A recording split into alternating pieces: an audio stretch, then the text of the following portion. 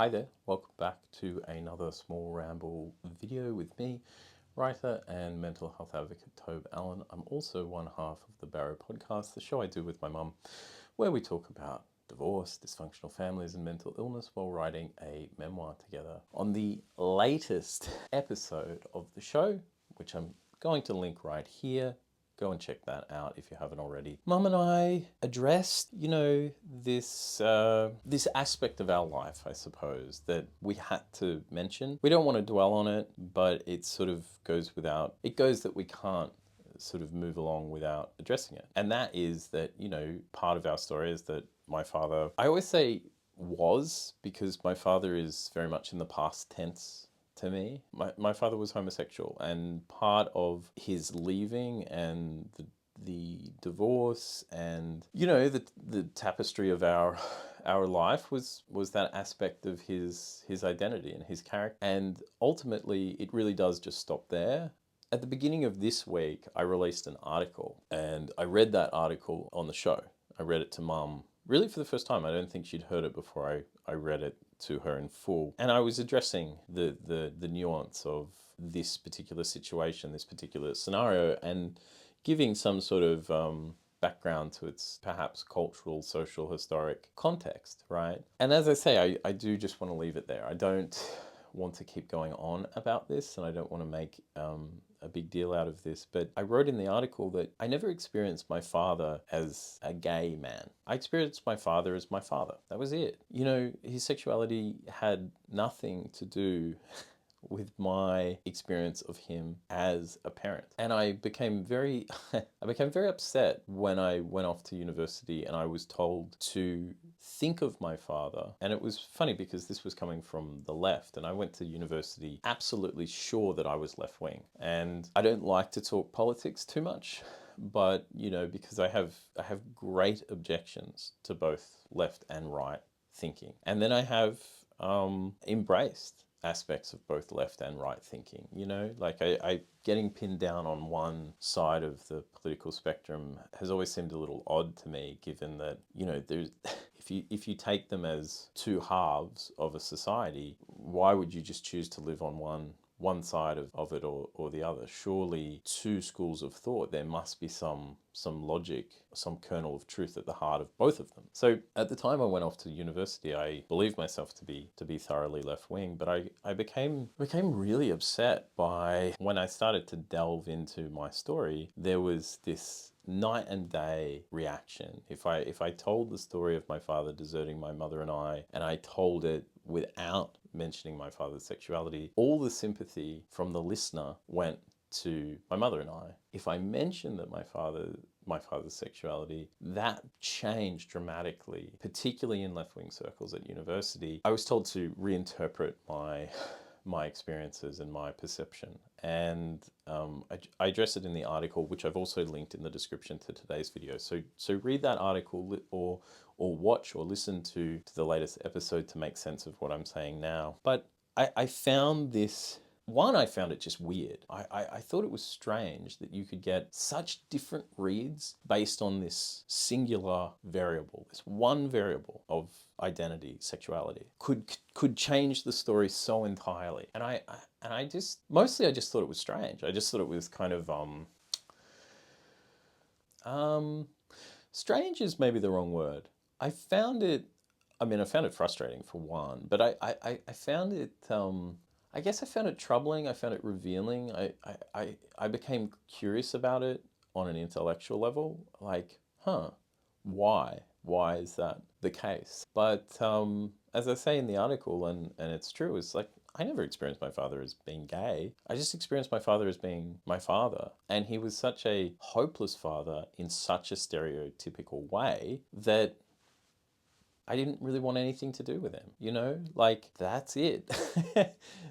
And my father was a stereotypical father, like a stereotypical kind of like a deadbeat dad, like picks the kids up in the in the terrible car for the access visit and doesn't sort of engage with them, doesn't feed them particularly well, and then is angry and all the time because society is telling him that he's not a particularly good parent. And it's like, well, you're not a particularly good parent. Why is that frustrating you? Why don't you try harder? And that's kind of like the end of it, really. The idea that there could be more to it has always kind of amused me, I suppose, but then it did frustrate me. But then it got really bad for me, where I started to doubt my own experience, and I started to become, I mentioned in the last small ramble video, which I'll just link here, I mentioned, like, I'm a really sensitive person, and I always wanted to be good and like a good person morally, and I really wanted to please people. I never wanted to upset anyone. And it's really been interesting that, as I mentioned on the last small ramble, that a lot of the things I would do thinking I was doing the right thing by others led me to be perceived as someone who was really quite wrong and sort of like a bad person. Like, I talked about my shyness. I worked a job, and this is very embarrassing to admit, but I worked a job and like the staff would all kind of like congregate in a particular place. And I thought that because they were older than me too, I thought that they may not like me very much. And I also thought that they were better than me. I just thought that they had more experience, they had more talent, and I felt very intimidated by them. And so I wouldn't congregate in their space. I gave them like a wide berth, and I would just get my coffee and go and be in the corner, basically. Sort of. The corner, there wasn't really a corner, but I sat at a remove from them. And I thought I was doing the right thing because I felt really small, and I felt like, well, I can't sit with those guys. They're the cool kids, so I'll just go over in the corner. I came to find out years later that because I did this, they believed that I thought I was so much superior to them, that I was really arrogant. And it couldn't be further from the truth. Like, I felt really small, really quite like insecure. And they completely interpreted that another way entirely, which was, what I've said. They thought I was really arrogant, and they thought I believed I was better than them. When I believed I wasn't. I believed they were better than me. So I've always been interested in these misalignments of how we perceive the world. And I've always been really affected by them. But back to my point, I always wanted to do right by other people. And when I got this feedback that I was kind of misinterpreting my life, and I needed to really not view my father so much as my father, but as a gay man, and that this would somehow be more respectful and more of a correct interpretation. And I shouldn't view my father as a man with agency who walked out on a wife and child, but I should view him only as a victim, and that this is actually a heroic coming out story. There was a period I went through, I never fully believed this, but I definitely went through a long period of doubting my own understanding of my life and feeling like maybe I'm a bad person. Like, I don't see things the way they're meant to be seen.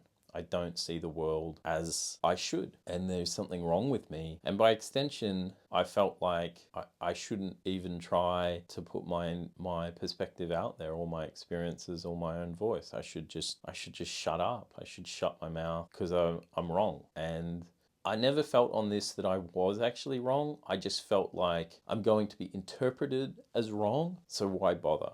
I'm going to be told I'm insensitive or awful or just stupid, So shut up and walk away. And I did for a long time. I did shut up and stop trying to talk about this at all. And that experience really sucked.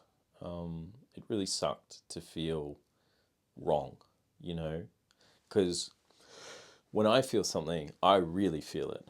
So I don't just feel wrong, I live like I'm wrong, and I live like I'm kind of outcast, an outcast, I should say. But I do have, upon reflection, I do have this kind of sadness for not only these misalignments of perspective and perception, but sort of misalignments with my father at all as well. Like, he wasn't interested in any of the things I was interested, seemingly. Any of the things I was interested in, seemingly. And I couldn't bond with him. You know, like, he wasn't into sports and, you know, like, couldn't come to the park and, like, kick the football with me or play catch or any of the things that I wanted to do. Like, I was a really sporty kid. I was quite active. And it didn't irritate me that maybe he lacked ability in those areas. It irritated me and made me really, really sad that he wouldn't try, that he never once asked to come to a single one of my basketball games. Never saw me play, never came, but never even asked to come. Never asked me, never asked my mom. You know, he wasn't interested. That wasn't for him, you know, and I just felt so dismissed by him. It's really funny that people upset or turn around, invert the power dynamics between us based on sexuality. So it becomes this sympathetic story of, like, I don't know, some awkward person who can't relate to their son, and we're meant to have all this sympathy for the father in this situation and not the son. When I just, like I say, I just experienced my father as a stereotypical deadbeat, disinterested dad who didn't give a stuff about the things I liked, who wasn't interested, who never took any interest. I didn't care that he was gay. I wanted him to come to my basketball games. I wanted him to be there. I wanted him to take an interest in my life. I really wanted a father. He never cared, never wanted to be part of it, never asked. Not once. I played 3 games a week for the best part of 10 years, and he didn't come and see one game. That sucks. That shattered my confidence as a child and as an adolescent. Just having someone so disinterested in you. And, you know, he never called or sent so much as a text message between access visits. The only time I spoke to him was when he picked me up, and between then and dropping me off the next day, that was it. He never gave me a call like the night before an exam or the night before, you know, just in the middle of the week to say, hey, how's your week going? I heard you told me you had that biology class on that you really disliked. Did you get through it okay? Nothing. This person didn't give 2 whatevers about me, and I carried that into the world, just so wounded by this. And that is why when I would be in work situations later in life, I would sit on the other side of the room thinking, you know, those people probably aren't going to like me. You know, it ruined my self-confidence. It ruined my sense of self. And so to go off to university and start talking about that and then be told, no. You can't talk about that. Your father's a hero and a victim and you're being mean. I got to a place with this where I felt basically destined to be dismissed and destined to be sort of misinterpreted or misunderstood on this topic and kind of like told to shut up simply because of one factor of my father's identity that I genuinely gave up on, not just writing, but on being alive. Like, I really came into the view that I would be better off if I wasn't here, because I was just going to be frustrated all the time. And it wasn't that I was just going to be frustrated. I seemed to upset people all the time. Like, a person at university got so upset with me in a class for writing about my personal experiences and writing about a deadbeat father who happened to be gay that, you know, they went off at me. And I took it on board so much that I was like, I want to kill myself. I don't want to be here anymore. Like, I just seemed to be in such a difficult position where I had really bad experiences, but if I talk about them, I get told to shut up. So I should kill myself. I should end my life. Like, there's no point. And I did. I did make an attempt. So that's that. Which is pretty dark. But that's kind of what happens when you don't listen to someone else and you just keep telling them they're a bad person, even though they're trying with every part of their being to be good. I just couldn't take it anymore. Because my father used to gaslight me in the exact same way. We would go and have horrible experiences that I spent my entire 20s in therapy unpacking, and then tell me and my mother that I wasn't distressed, not when I was with him, and that I was making it up and that I was lying and I was a bad person. So there you go. That's why I wrote my article, and that's why I'm doing this project, and go check that episode out.